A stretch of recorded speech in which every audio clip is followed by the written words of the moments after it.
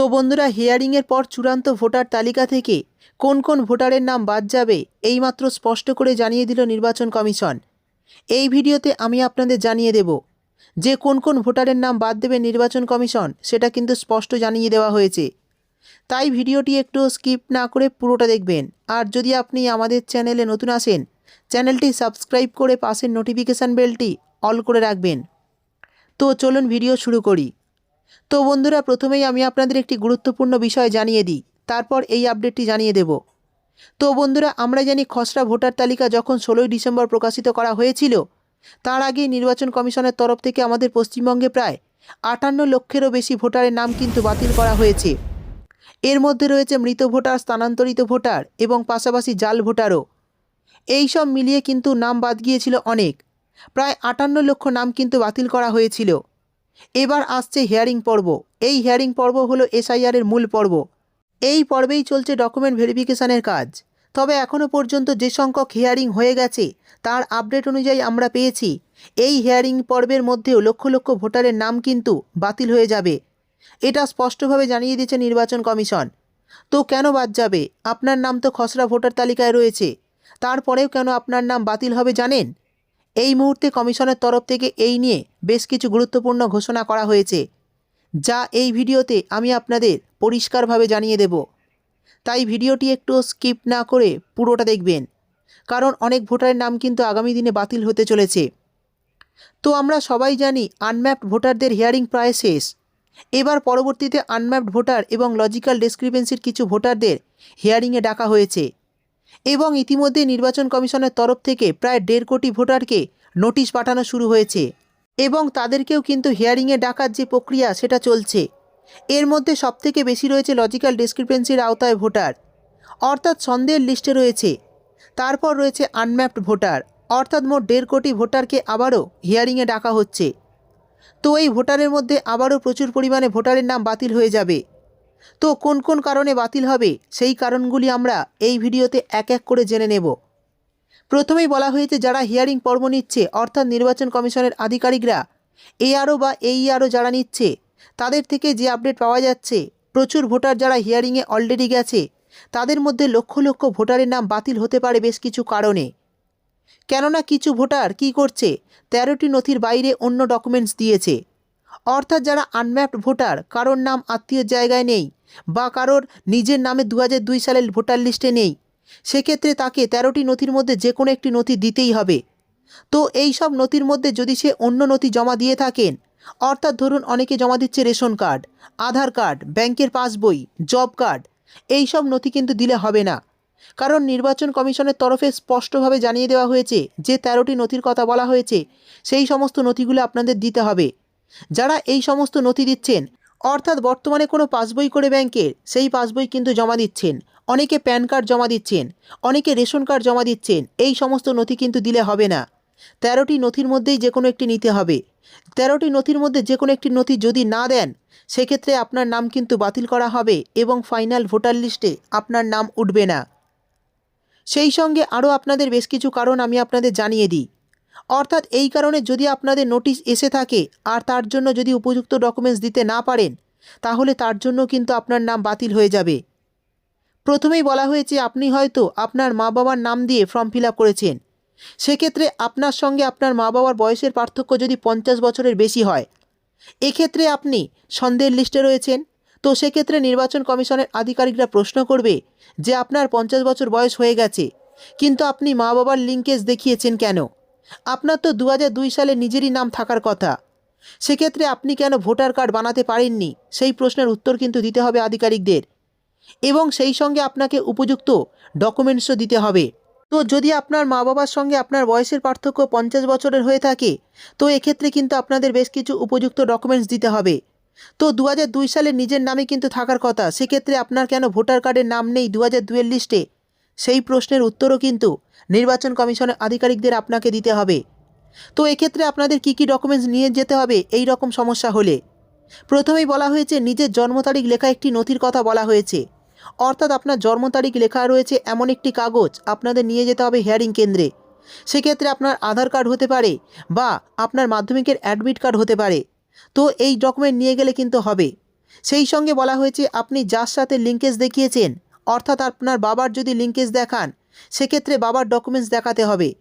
সেই সঙ্গে বাবার 2002 সালের ভোটার তালিকায় যে নাম রয়েছে সেই নামের লিস্টের জেরক্স কিন্তু আপনাদের দেখাতে হবে। তো আপনার বাবার সাথে আপনার যে বয়সের পার্থক্য অর্থাৎ 50 বছরের বেশি, সেটা সঠিক। তো কী কারণে 2002 সালের ভোটার লিস্টে নাম নেই সেই কারণটি যদি প্রমাণ করতে পারেন তাহলে আপনার নাম কিন্তু ফাইনাল লিস্টে উঠে যাবে। যদি নির্বাচন কমিশনের আধিকারিকরা ভাবেন যে এই সব ডকুমেন্টস দেওয়ার পরেও যদি আপনি প্রমাণ করতে না পারেন যে আপনার বাবা মায়ের সঙ্গে আপনার বয়সের পার্থক্য 50, যে সেই ব্যক্তিই আপনার বাবা, তাহলে আপনার নাম কিন্তু বাতিল হয়ে যাবে। এই কারণেই কিন্তু অনেকের নোটিশ আসছে। অর্থাৎ আপনাকে প্রমাণ করতে হবে যে আপনার বাবা মায়ের সঙ্গে আপনার বয়সের পার্থক্য যে 50, সেই সঙ্গে আপনি যে ব্যক্তিকে লিঙ্কেজ দেখিয়েছেন সেই ব্যক্তি যদি আপনি বাবার লিঙ্কেজ দেখিয়ে থাকেন সেই ব্যক্তি যে আপনার বাবা সেটা কিন্তু আপনাকে প্রমাণ করতে হবে, না হলে আপনার নাম কিন্তু বাতিল করে দেওয়া হবে। এরপর দ্বিতীয় কারণটি হলো যদি আপনার বাবার লিঙ্কেজ দেখান বা মায়ের লিঙ্কেজ দেখান, সেক্ষেত্রে আপনার বাবা মায়ের সঙ্গে আপনার বয়সের পার্থক্য ধরুন 15 বছরে কম, সেক্ষেত্রেও আপনারা সমস্যায় পড়তে পারেন। তো এই বিষয়ে একটি গুরুত্বপূর্ণ কথা আমি আপনাদের বলে দিই যে আমাদের পশ্চিমবঙ্গে এমন প্রচুর ভোটার রয়েছে যারা অল্প বয়সেই বিয়ে করেছে, অল্প বয়সেই মা হয়েছে বা অনেকেই অল্প বয়সেই বাবা হয়েছে। সেক্ষেত্রে সত্যিই তারা বৈধ নাগরিক, কিন্তু তাদের ছেলে বা মেয়েদের সঙ্গে বয়সের তফাৎ মাত্র 15 বছর বা 15 বছরের কম। সেক্ষেত্রে আপনাদের প্রমাণ দেখাতে হবে। তার জন্য আপনার একটি জন্ম তারিখ লেখা ডকুমেন্টস দেখাতে হবে। তো যাদের বয়সের পার্থক্য 15 বছরের কম মা বাবার সঙ্গে, তাদের কি কি ডকুমেন্টস নিয়ে যেতে হবে? প্রথমেই বলে দেওয়া হয়েছে আপনার একটি জন্ম তারিখ লেখা ডকুমেন্টস নিয়ে যেতে হবে।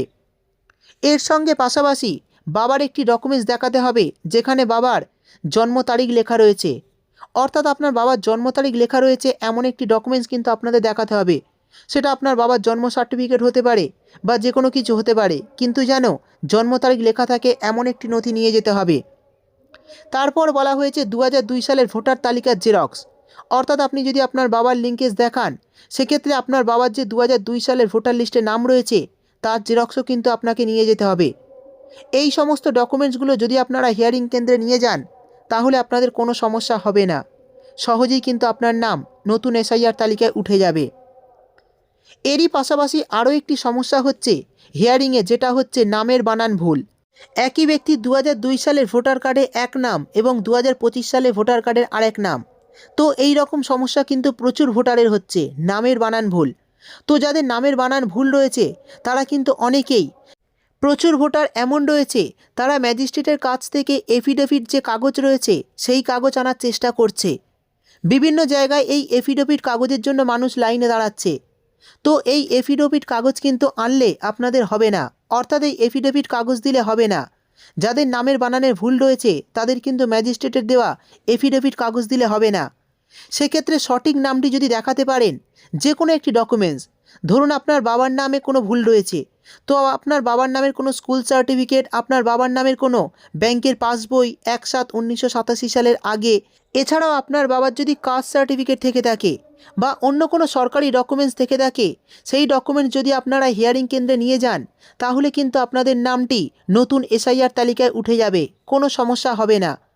অর্থাৎ আপনার বাবার ক্ষেত্রে যদি এরকম কোনো সমস্যা হয় বা মায়ের ক্ষেত্রে যদি সমস্যা হয়, সেক্ষেত্রে আপনার বাবা অথবা মায়ের যে কোনো সার্টিফিকেট, সরকারি কোনো সার্টিফিকেট হতে পারে, সেটা কাস্ট সার্টিফিকেট হতে পারে, বার্থ সার্টিফিকেট হতে পারে, বা যে কোনো সরকারি সার্টিফিকেটে যে সার্টিফিকেটের নামটা ঠিকঠাক রয়েছে সেই সার্টিফিকেটটি সঙ্গে নিয়ে যেতে হবে। নিয়ে গেলেই কিন্তু আপনার নাম নতুন এসআইআর তালিকায় উঠে যাবে। যাদের নামের বানানের ক্ষেত্রে ভুল হচ্ছে তাদের কিন্তু এই কাগজটা নিয়ে যেতে হবে এসআইআরের হিয়ারিং কেন্দ্রে, তাহলে আপনার নাম নতুন এসআইআর তালিকায় তুলতে কোনো অসুবিধা হবে না। এরপর আরও একটি গুরুত্বপূর্ণ আপডেটের কথা বলা হয়েছে নির্বাচন কমিশনের তরফ থেকে। বলা হয়েছে আপনি যাকে লিঙ্কেজ দেখিয়েছেন তার যদি মোট 6 সন্তান থেকে থাকে তাহলে তার বংশের তালিকার ফর্ম আপনাদের দেখাতে হবে। সেটি আপনারা নিকটবর্তী পঞ্চায়েত অফিস থেকে পেয়ে যাবেন। অর্থাৎ ধরুন আপনার বাবারা 6 ভাই, সেক্ষেত্রে আপনাদের কিন্তু বংশের তালিকার যে ফর্ম রয়েছে সেই ফর্মটা কিন্তু হিয়ারিং কেন্দ্রে দেখাতে হবে। আর এই বংশের তালিকার ফর্ম কিন্তু আপনারা পঞ্চায়েত অফিস থেকে পেয়ে যাবেন। সেই সঙ্গে আপনার আধার কার্ড এবং যার লিঙ্কেজ দেখিয়েছেন তার 2002 সালের ভোটার কার্ডের জেরক্স দেখাতে হবে। অর্থাৎ আপনার আধার কার্ডও সঙ্গে নিয়ে যেতে হবে এবং যার লিঙ্কেজ দেখিয়েছেন সেটা আপনার বাবা হতে পারে বা মা হতে পারে, তার কিন্তু 2002 সালে যে ভোটার তালিকায় তার নাম রয়েছে সেই লিস্টেও কিন্তু আপনাদের, অর্থাৎ সেই পাতার জেরক্স কিন্তু আপনাদের হিয়ারিং কেন্দ্রে নিয়ে যেতে হবে। কারণ এমন অনেক ভোটার রয়েছে যারা অন্যের পরিচয় দিয়ে ভোটার কার্ড বানিয়েছেন। অনেকে ভোটার এমন রয়েছেন যারা ভুয়ো নথি দিয়ে ভোটার কার্ড বানিয়েছেন। তো সেই সমস্ত ভোটারদের ধরার জন্যই কিন্তু এই প্রসেস চালু করেছে, অর্থাৎ এই পদ্ধতি চালু করেছে নির্বাচন কমিশন, যাতে ভুয়ো ভোটারদের ধরা যায়। তো যারাই হিয়ারিং কেন্দ্রে যাবেন, অর্থাৎ যাদের হিয়ারিংয়ের জন্য ডাকা হচ্ছে, তারা সমস্ত যে নথিগুলো নিয়ে যাবেন অবশ্যই কিন্তু নথিগুলো যেন আসল হয় বা অরিজিনাল হয়। অরিজিনাল নথি ছাড়া আপনারা যদি এসআইআরের হিয়ারিং কেন্দ্রে নিয়ে যান, কোনো যদি জাল নথি নিয়ে যান বা কোনো ডুপ্লিকেট কোনো যদি নথি নিয়ে যান, আর যদি হিয়ারিং কেন্দ্রের অফিসাররা সেই নথি ধরে ফেলে, তাহলে কিন্তু আপনার নাম নতুন এসআইআর তালিকার ফাইনাল লিস্টে উঠবে না। তাই আপনারা ভয় পাবেন না, সমস্ত অরিজিনাল ডকুমেন্টস নিয়ে গেলেই কিন্তু আপনাদের কোনো সমস্যা হবে না, সহজেই নাম উঠে যাবে। তো বন্ধুরা, এই ছিল আজকের ভিডিও ভালো লাগলে চ্যানেলটি সাবস্ক্রাইব করে পাশের নোটিফিকেশান বেলটি অল করতে ভুলবেন না। দেখা হবে পরের একটি ভিডিওতে।